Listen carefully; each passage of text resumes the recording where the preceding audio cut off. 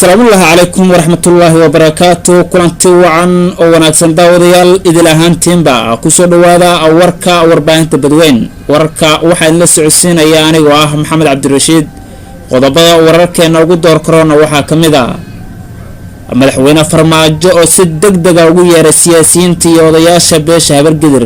haddaba maxay tahay sababtu ciidamo ku beel ah madaxweyne xaafo gaalkacyo ka yimid oo loo diiday inay galaan gudaha dhuusamareeb dhacdayaab iyo argagax leh oo ka dhacday duleedka caasimadda muqdisho filla soomaaliya oo malaayiin dollar geysay dhuusamareeb iyo mowqifkii ahlu sunno oo weji kala yeeshay wararkii ugu dambeeyay shirarka ka socda dhuusamareeb ee xaaf lagu afgambinayo iyo warar cusub oo hadda naga soo gaaraya intaasi waxay ahaayeen qodobada wararkeena ugu doorkaroon haatan asagii oo fidsan oo waa maalinimo sabti ah taariikhduna ay ku beegan tahay 22 bisha Juun 2019 kusoo dhawaada warkeena xog gaar ah ayaa sheegaysa in madaxweynaha Soomaaliya Maxamed Cabdullaahi Farmaajo uu madaxtooyada Soomaaliya kulan kula yeelan doono siyaasiyiinta iyo nabadoonnada saameynta ku leh beesha habargidir si looga hadlo doorashada ka dhici doonta Galmudug iyo shirweynaha wada tashiga sargaal ka tirsan madaxtooyada Soomaaliya ayaa inoo sheegay in madaxda dalka ay ka feejigan yihiin khalalaasa ka dhaca deegaanada Galmudug maadaama madaxweynaha xilkiisa sii dhamaanaya xaaf وابورو حيصد dhibaato ka dhalan karta madaxweyne farmaajo iyo ra'iisul wasaare khayre labaduba waxay ka soo jeedaan deegaanada Galmudug waxay xooraan si hoose la yeelanayaan odayaasha iyo siyaasiyiinta kulanka madaxweynuhu uu sugu yeeray mas'uuliyiinta madaxtooyada Soomaaliya ayaa la filayaa inay go'aamo looga soo saaro habka loo qabanayo shirka dib u heshiisiinta deegaanada Galmudug iyo sidii odayaasha iyo siyaasiyiinta inta ka shaqayn lahaayeen in khalalaasa la'aan doorasho ka dhacda dhuusamareeb madaxda ugu sarreysa ee ahlu sunna ayaa la sheegay inay aqbaleen in madaxweyne xaaf meesha ka baxo laguna qabto magaalada dhuusamareeb shirar dib u heshiisiina iyo doorashada maamulkaasi waxaana ahlu sunna loo sameeyay ballanqaad badan madaxweynaha xaalku ku xun yahay ee xaaf ayaa hadda waxa uu furan laba wado kala ah inuu magaalada dhuusamareeb kaga dhawaaqo inuu iscasilay iyo inuu u duulo magaalada gaalkacyo halkaasna saldhig ka dhigto isagoo madaxweyne magacuyaal ah inta laga dooranayo madaxweyne kale xaaf ayaa magaalada dhuusamareeb ku jooga raali ahaanshaha kooxda al-sunno waxaana xaaf uu qabanaya waxa uuna xaaf ku qasbanaan doonaa in wada kale uu raadsado haddii kooxdaasi si dhab ah dhabarka u xijiso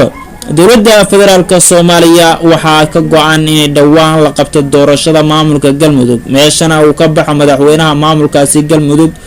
ee waqtigiisu ku dhamaaday khilaaf iyo waxqabad la'aan dhanka kale ciidamo hubeysan oo la sheegay inay u socdeen madaxweynaha Galmudug Axmed Ducaale Gelle Xaaf ayaa goor dhaweyd ka gudbay magaalada Cadaado ee gobolka Galguduud wariyaal ku sugan magaalada Cadaado ayaa sheegay in ciidankan ay yihiin kuwa aad u hubeysan isla markaasna ay doonayeen in ay madaxweynaha Galmudug u soo galbiyaan magaalada Gaalkacyo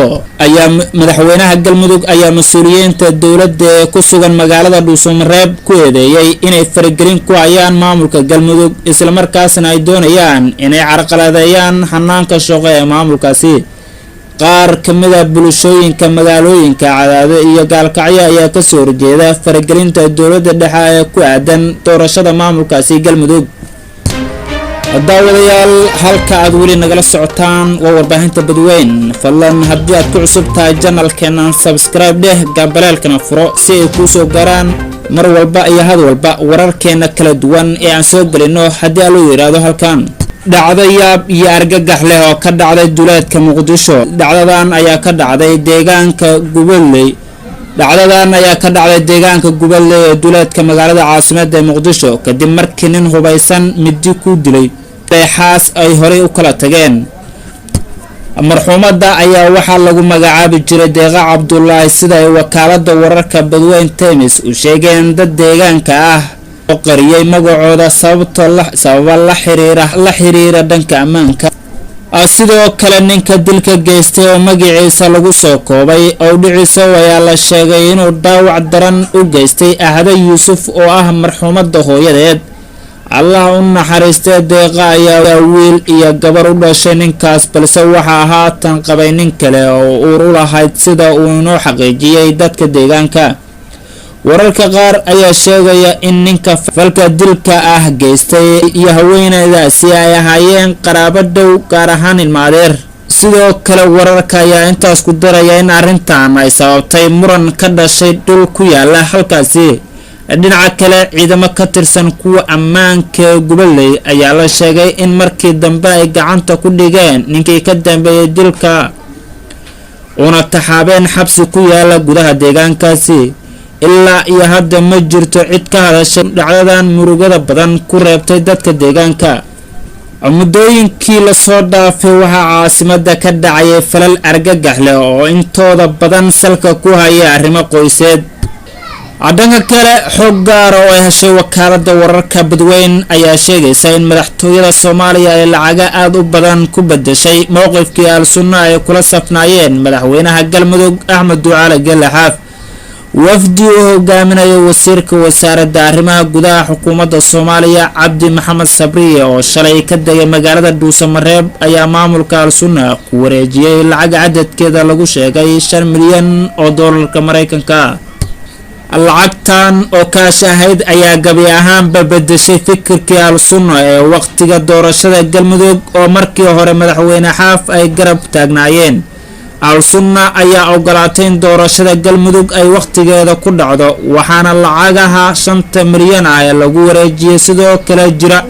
qaybo kale oo doorashadu haddii ay dhacdo la siinayo. sidoo kale Al-Sunna waxay doonaysaa inay dhaqaale ka helaan doorashada ka dhacaysa Dhuusamareeb, maadaama la sheegay intay maamulkaasi Al-Shabaab la soo dagaalamayay inuu deymo badan galeen oo hub fara badan u ku soo iibsadeen, waxaana lacagahaasi ballan qaaday dowladda dhexe inay bixinayso. madaxweynaha waqtigiisu sii dhamaanaya Galmudug ayaa maanta soo saaray amar ah inaysan deegaanada Galmudug ka soo degi karin diyaarado sida madaxda dowladda, hase ahaatee amarkaasi waa buray. Dhuusamareeb ayaana caawa la joogaa. Xaaf oo gabaad ka dhiganaya kooxda Al-Sunna ayaa u muuqda mid la cileeyay oo looga baxay ballamo badan oo kooxdaasi la gashay. kooxda Al-Sunna ayaa lagu waramayaa inay hoos u wada hadleen madax ka tirsan dowladda nabad iyo nolol, iskuna fahmeen in la dhabar jabiyo madaxweyne Xaaf oo ka biyadiidanaa inuu xilka baneeyo, sidoo kalena la qabto doorasho. ugu dambeyn, wararka laga helayo magaalada Dhuusamareeb ee gobolka Galguduud ayaa sheegaya inay weli halkaasi ay ka socdaan kulamo xasaasi ah oo ku saabsan mustaqbalka maamulka Galmudug iyo qorshaha xukuumadda Soomaaliya ay ku doonayso inay doorashada uga dhacdo maamulkaasi. wafdiga wasiirka arrimaha gudaha xukuumadda Soomaaliya Cabdi Maxamed Sabriye ayaa kulamo ku leh madaxda maamulka Galmudug iyo Al-Sunna, waxaana si gaar ah ula kulmeen madaxda xukuumadda Galmudug Sheekh Maxamed Shaakir iyo hogaamiyaha Al-Sunna Macalin Maxamuud iyo madaxweynaha Axmed Ducaale Gelle Xaaf oo la filayo inuu maanta ku biiro wada hadaladaasi. wararka laga helay ayaa sheegaya in hogaamiyaha sare ee Al-Sunna Macalin Maxamuud uu taageeray qorshaha dowladda federaalka ee doorashada ka dhacaysa Galmudug bisha soo socota si xal loogu gaaro khilaafka dheeraada ee maamulkaasi, laakiin waxaa si weyn arrintaasi uga biyadiiday madaxweyne Xaaf. heshiiska hoose ee dowladda federaalka ay la gashay madaxda Al-Sunna ayaa la hadalhayaa si meesha looga madaxweyne Xaaf, waxayna arrintaasi si xoog leh u soo shacbaxday markii Al-Sunna ka hor timid qorshihii madaxweyne Xaaf ku doonayay inuu ka hor istaago wafdi ka socday dowladda federaalka Soomaaliya uu hogaaminayo wasiir Sabriye. xildhibaanada mucaaradka ee dowladda federaalka Soomaaliya ayaa intooda badan taageeray madaxweyne Xaaf, waxaana ka soo baxaya warar ay ku eedeynayaan Al-Sunna inay ballantii uga baxday madaxweyne Xaaf. arrinta ugu weyn ee laga wada hadlayo ayaa ah in doorashada ka dhac doorasho inay ka dhacdo Galmudug, taasoo ka dhigan in madaxweyne Xaaf uu meesha ka baxo, waxaana ogolaanshaha Al-Sunna ka dhigan yahay in waqtigii Xaaf ee Galmudug uu gabaabsi yahay. iyadoo xal loo helayo qaabkii heshiiska loo dhammayn lahaa isbedelka waad ku mahadsantihiin daawashada muuqaalkan fadlan la soco wararka